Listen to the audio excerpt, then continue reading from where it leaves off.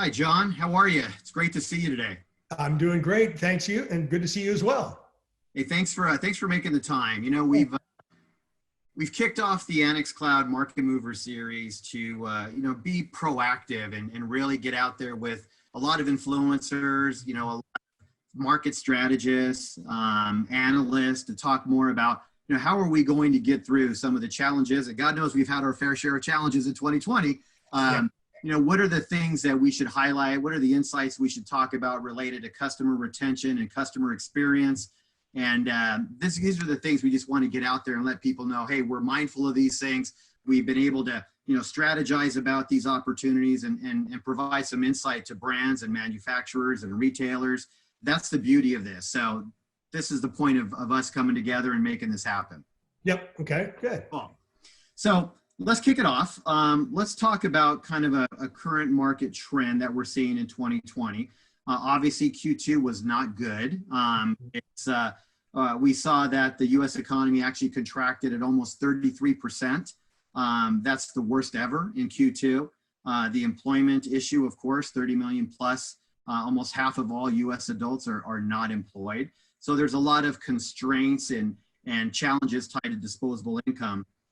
So it's really not, all those things considered, it's not the best time, right, to go out and acquire a bunch of new customers. I don't see how that's feasible, right? Unless you're loaded with money. Yeah.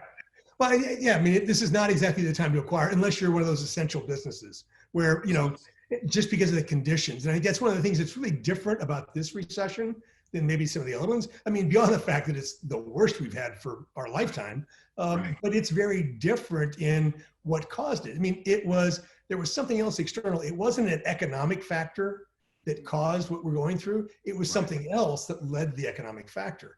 And there were a lot of conditions around that. So there's a lot of environmental factors we have to think about. So it really impacted, yes, the workforce a lot, especially in those small businesses, because a lot of that unemployment is tied to the fact that because of the health concerns, the businesses couldn't be open. And it just created that problem. That drove the unemployment, which then pulled down a lot of the economy. So it's not a great time to acquire unless you were one of those. It was essential. There the acquisition is happening naturally anyway. Yeah. For everybody else, it's really been a matter of how do we serve the customers we've got better. So, loyalty kind of took a back seat during some of this. And it was rightly so, because it was more about how do we serve the customers, because we had all these new constraints. I mean, whoever thought that, curbside pickup would become all of a sudden the piece that it is, and the technology that's required to make that happen, the process changes, everything else. So yeah, there was it's not the time to acquire, it's the time to think about when to innovate, how to actually make that customer experience better with the conditions you've got. Right. We are now getting to that point though, where, how do we start to bring other businesses back? And a lot of that's going to rely on our loyalty programs. Who were our customers and how do we get them back? And in fact, for some of those that are non-essential, that have lost customers to a certain degree to somebody that was essential, that was still open, how do you get them back? I mean, Walmart was lucky. They had grocery, plus they had all the other whole goods. So they stayed open. So, while retailers were closed, Walmart became a place that could happen. So what spending was getting done there or at Amazon or at Target. I mean, you've had a lot of businesses have record years compared to last year. Sales are up quite a bit. Then you've got the other side of the coin, which is in really struggling times. And they're going to really look back on their loyal customers as this opens up again. And how do we regain and rebuild that loyalty? Yeah, you hit on something that I think we should just chat about too, is kind of, we're not in the non-essentials business, right? We're in the non-essentials business. That's what we do, right? So that's really important for a lot of these major brands out there, right? That are not selling, grocery related items. They're not selling toilet paper, right? The things have to keep everybody going day to day. So would be curious, because whether you like it or not, the transition to digital happened so fast for a lot of these. They had no other choice. They had to get online in order to get through the challenges of this business. What are they doing differently? Because you mentioned curbside pickup, right? That's an opportunity, right? So that's another touch point in the customer journey, right? Yes. What are the things that they're doing right, and what are the things that they need to do better as it relates to this new digital, economy, this retention economy, because they were forced into this in order to make sure that they're nailing the right customer experience across every touch point in that digital customer journey. And I think there's some great learnings there. I mean, the first thing is that we were forced into it, and it was interesting to watch. There were some brands that said, we've got to find our way through this. We've got to innovate. There are other brands that said, we're going to get back to normal. We're going to wait and see. Well, the guys that sat back and said, we're going to wait and see are really scrambling now to try to figure out how to catch up. Yeah. The ones that got into it though, they had to think through a lot of stuff. And what's interesting is how agile they became. I mean, we've talked about agile for the last 4, 5, 10 years as a way to go. And it's amazing how agile we became. What I think is a miss though, that I've really been disheartened about by a lot of brands. I mean, Starbucks is one that I have seen that has done a pretty good job of it, is we are innovating so rapidly, new ways to do things. Mm-hmm. We're not necessarily engaging our loyal customers to help us figure out how to do it and to do it better. The lack of surveys, we talk about touch points and how to build relationships or how to build emotion around a brand. I mean, to get people involved in doing things like that is really important. And the number of surveys, I mean, I was surprised when Starbucks first opened up. I went to a Starbucks and it wasn't 5 minutes. I was outside the door and I received a survey. How was your experience? Was the flow okay? Was the service okay? Did you still feel like the barista paid attention to you? But it's one of the few brands that I've seen that have done that. And yet we're all trying to do that. So then the other part of that is that the technologies we have today are just phenomenal in terms of the data capture and to understand things. So when you talk about the customer journey or the experience, what you can do today with an artificial intelligence tool or with, putting in all of the data and then actually seeing the mapping and seeing where there are constraints in the flows, where there is the probability of a good experience versus a bad experience based on how the flow is set up. I don't see a lot of brands getting there yet. Maybe it's because we're still in kind of that scramble mode, Jeff, just trying to get there. Yeah. But at some point, we got to get back out to talking to our customers and getting their direct feedback and actually getting them involved in the process. Because once you get ownership in the process, you build the emotion. Yeah. It's built for me. Yeah, I think you just, and that's a good segue into kind of our customer retention, a laser focus on retention and loyalty. I do want to hit on that because you talked a bit about that value equation on what this means. Obviously, we think, right, selfishly, right, we think, and we've been talking about this in March, this is a retention economy, right? Yeah. This is the time where you have to put a laser focus on your existing customers. Now, having said that, it's not just, hey, let's wait until there's some catastrophe. Let's not wait until there's something goes horribly wrong, right? We think there should be a seat at the C-suite that says, hey, this is our chief of loyalty. This is our chief of customer retention. That's how far we think this has to go. And we'll talk about an example with Kroger in a minute.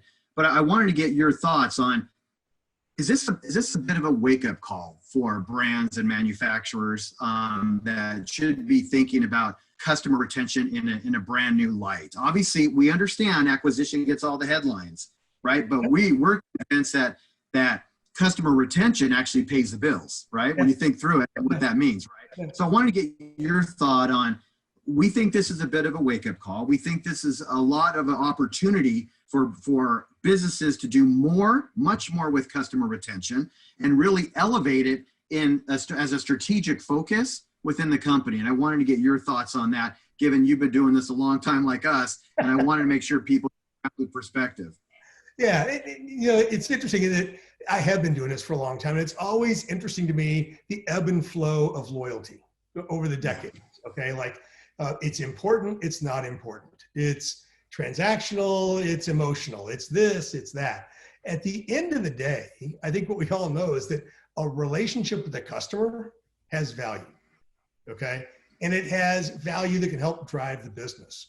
And it is about that retention and that loyalty. I mean, I go back to Fred Reichheld when he first wrote the book, The Loyalty Effect. I mean, if, you know, that was supposedly a wake-up call. Jeff, that was 25 years ago. Exactly. Okay. But what I can say is that every recession that I've been through, those brands that paid attention to it, and I launched a lot of loyalty programs after the 2001 recession. In fact, Best Buy was one of them. That's when the reward zone came about. Out of the 2001 recession, you've got in 2008, 2009, there was Walgreens, there was Dunkin' Brands, DD Perks, there was Domino's. The importance of the customer, retaining the customer, as you come out of a recession, becomes much more amplified. And it seems like we recognize it then, and I think you'll see a lot of people paying attention to it.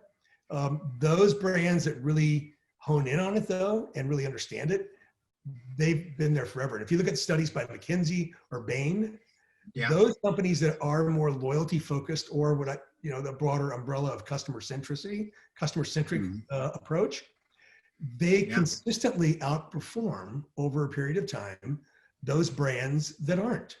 That's right. And there's plenty of evidence there. So it's just getting to it. And I think that the challenge is it is that customer lifetime value. It's that longer horizon that we as businesses have a hard time dealing with. We need things today. We need to drive the next quarter. And we just don't necessarily have the patience, or I would say sometimes the understanding, the skill. Now, your question was really good about, should there be somebody at the C-suite level that really understands customers? And I love, and I think you had him on one of the market movers not too long ago, Mark Ross Smith, about, you know, there should be somebody. I mean, when you look at it now, you've got the airlines, United, Delta, and American, out there getting $1 billion in loans off the value of their loyalty program. And yet the person that manages the loyalty program is down somewhere in the ranks. Okay. That's right. But the value I mean, for years, I've been amazed at, when you look at the annual reports of major airlines, the profitability out of the loyalty program is more than the profitability out of the airline. It's been that way for a long time. And I think in a lot of other companies, there's a bit of a tussle going on right now. I mean, you know, CMO turnover is really high. It's like every 2 years, you'll see CMOs turn. And we've got the CIO that's taking some of the role. We've got chief customer officers. Somewhere along the way, the CMO has kind of lost grasp of the ownership of the customer. And I think it's because it has become so data driven. And somehow a lot of executives have looked at that and said, well, it's a technology thing because it's data. And I'm like, no, this is a marketing thing because it's a relationship. Data helps drive it. And somehow we've got to help CMOs get back that core set. And it really is understanding the art and science. There's the art of what is a relationship and how do we build relationships. And there is the science, which is the data, but we've got to do better at bringing them together and creating great outcomes for the brand. And I think, you know, there are emerging CMOs that I think that are starting to grasp that are much better at that. But that's, I think, one of the things we got to work on, Jeff. And I think this stress test like this to me is like in the financial crash in 2008, we talked about stress tests for banks. To me, this one is a stress test for the consumer relationship. Yeah. It's not just about the purchasing power. Look at all the emotion that's tied up in the pandemic. Look how many causes have emerged in terms of Black Lives Matter, or in terms of, you know, lots of other things that have come up. The emotional piece of this is starting to come out. And that's where brands have got to do more about defining their personality. That's what CMOs are good at. Yeah. Then we've got to say, how do we implant that CMO or that personality into the emotion of our connections to consumers? Yeah. So and then using data to help understand how we're doing to drive. Yeah, no question about it.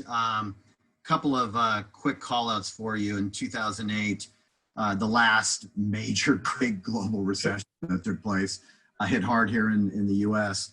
One of the studies that we really latched onto was the Joint CMO Council in the Catalina, like 685 brands, some 32 million customers. These are major brands. Coke, Pepsi, Quaker Oats, right? A lot of those major brands out there. And it was learned at that time in 2008, the high loyals, right? At that time, brands were only able to retain 48% of their high loyals, right? 52% either switched or defected altogether, right? Yep. Major data point there. So that's why we continue to emphasize, and this particular global recession is a little bit more challenging than ever before, to put it mildly. So that's a good data point. And then I also wanted to share with you some recent kind of learnings that our clients are telling us. For example, Mackenzie Childs, who's a real good client of ours, their CMO, Larry Shaw, speaking of CMO, said, look, we've had our challenges, we've had to recalibrate, but let me tell you about loyalty. This is a direct quote. And he said, use it wherever. It's a real good illustration of what we've learned. Yep. We want others to share that learning. If we had to cut down to 2 to 3 services that we pay for, loyalty would be the one that we would keep. Yes. Right? That's a lesson learned in 2020. Yeah. Pretty remarkable, huh? Yeah. Well, and this comes back to that whole thing of crisis and the emotion around it. I mean, that's what this is where loyalty, I think, really plays into this one. We're a little bit hampered. I mean, I don't know, their particular situation, but again, if you're essential or non-essential, if you're non-essential, you're kind of sitting and scratching your head going, what do I do? Because it's kind of tough. If you're essential, you're trying to say, how do I make sure I retain that loyalty is much more important to them right now, because they do want to retain what they've had. They're getting customers coming in that they didn't have before that they want to be able to retain going forward. So loyalty is that relationship piece, that cornerstone piece that helps you get there.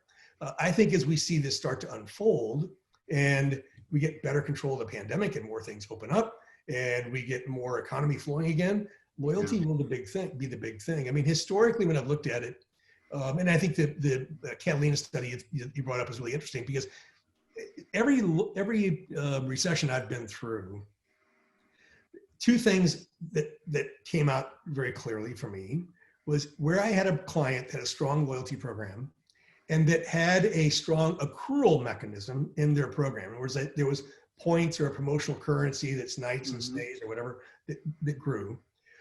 That in essence became a spending fund. So people worry about the liability, but in a downturn, it helped them bring loyal customers back faster because there was money in the bank. Yes. Okay. It primed the pump. It helped get things started.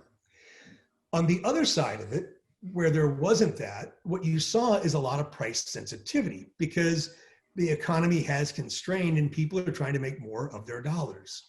So what I read a lot in the Catalina study was there was a lot of generic switching going on because it was a lower price point.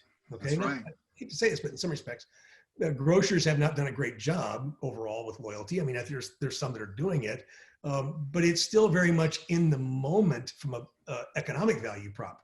So when the economy takes a hit, they're pretty much still playing the price game. Yeah. The other brands that had more of an accrual mechanism are playing the savings bank game, and they can help drive the business that way. So I think there is some give and take there, and the loyalty piece becomes very important because it does help prime that pump. It also gives you a place where you've already identified consumers, and hopefully you're better connected to them. You know their email address. You can do SMS. I know you guys talk about, do we have the social connections? Of course, yes. Trying to find the best, most optimal way to engage customers. And in today's noisy environment, having that loyal relationship, a place where you know to communicate with people, makes it so much easier. Yeah, well said. Yeah, definitely. We're getting a little short on time, so let's. I said we'd come back to the Kroger example. Let's talk about that for a quick second, and then I'd be remiss if I didn't mention you beautifully articulated the power of loyalty and the value of loyalty in the airline segment with Delta and American and United. Spot on. But it's also Spirit Airlines with their loyalty program. So don't think of it as just the big three. No. Spirit Airlines got almost $1.5 billion to keep them operational, but with the value of their loyalty program. It's huge, right? And I think other brands, I mean, that's where I do think it's kind of a shame that in other categories, not saying that like a retailer is going to go out and borrow money against their loyalty program, Sure. but this fear of liability has always befuddled me. Yeah. It's like, Yeah. you know, you don't want to carry that liability in your books. And I've heard people make comments like, it's even a bad thing. Oh, these people have these liabilities on their books. Guys, it's a liability from an accounting. In fact, the latest rule changes of accounting made it a little bit better. But it's not really a liability. I've always said, guys, that's goodwill. Right. Just in reverse. Okay. When Yeah. things get bad, you've set aside something that lets the consumer engage with you again. That's right. That is your loan. That's your money. If you've done it well and you've done it right, that gets you back in the game. Yeah. And that's the value, right? That's Yeah. the beautiful value. That's the equity that you've worked with respect to your brand that Yes. allows you to have that connection, Yes. right? That lifetime value that you've established. That's the beauty of it, right? Yeah. And it primes the pump. It gets it Yeah, started. exactly. It's good stuff. Yeah. Kroger. Now, You want to talk about Kroger came out today and said, great results, 127% increase or something like that for digital, which was fantastic. But their CEO came out and said, we were also dedicating not just to our most loyal customers, right? Now they've created this experience that as you walk in that Kroger door, you're going to be valued just like their most valuable customers because they have placed a spotlight on customer retention. They've invested in that experience, and they want, as a shopper at Kroger, that you are going to feel the day you walk in, instead of waiting to see if they become a valuable customer. Now they're saying you walk in that door, we've put in a spotlight and you are a most valuable customer, regardless of how much you've spent or not. Yeah. Would you to comment on that, because I think that's very powerful. It sends a statement in today's retention economy that this is how you win, and they're winning. Would love for you to comment on that. Yeah, and I think it's great, and it is an example of, again, like the essential versus not essential. They've got people coming in, and right now they want to capture every one of those and retain every one of those customers that they can. They got a bump of 126%. The last thing they want to do is have the economy open up, and that extra percentage that they picked up walks away at the same time. So yes, we want to do that. I still think, and I would have to bet that in the background, there's a lot of analytical horsepower going on around, how do we still do this? Because that was one of the things we've always worked on with loyalty programs is allocation of resources. Especially in hard times or economic times, you want to make sure that you're investing your money, your marketing dollars, in the best places you can. And I would imagine Kroger's doing a lot of work right now that says the outward statement is we love everybody, and I'm sure they do. It goes back to the old days in the retailers where they would say, I can't discriminate. I can't do something different from one customer than another because we treat all customers wonderful. I would always be like, I'm not telling you to treat anybody bad. I'm just saying you might treat some people a little bit better than others. Okay. All right. And that gets down to the allocation of resources. So, I mean, at some point, some customers are going to be more valuable than others. And how do we allocate those resources that we're getting the most of that value from those customers? And I think that was even part of that study you talked about with Catalina. We talked about the super loyals. Were easier to retain than the others, but that's another aspect of that allocation of resources. How do you think about that? How do you balance it out? And that's where the data comes in. There's the emotional piece. There's the art of it, which is the relationship. There's the data piece of it, to me, which is more the financial, the targeting, the allocation of resources. And I bet Kroger's doing all of that in the background. Yeah, no question about it. Well, listen, John, we're up against the clock here. I wanted to, again, thank you so much for spending this time with us. I think people will see a lot of great insights coming from this conversation that we'll see in the marketplace. We're starting to see some good movement. This only helps. And if people wanted to reach out to you, what's the best way to get a hold of you? On LinkedIn? What's the best way? LinkedIn is great. Just you go to LinkedIn, you'll find me there, John Bartold. And if you want to, that would be the easiest way. Otherwise, you get the long strings of email addresses and everything else. So LinkedIn makes it simple. LinkedIn's perfect. Well, listen, thanks again for your time. Really appreciate it. Let's do this again in the near future, okay? Love to. It'd be great. And I appreciate your time as well. And good luck to you guys. Stay safe and stay healthy. You too. Thanks so much. All right. Thanks. Bye-bye.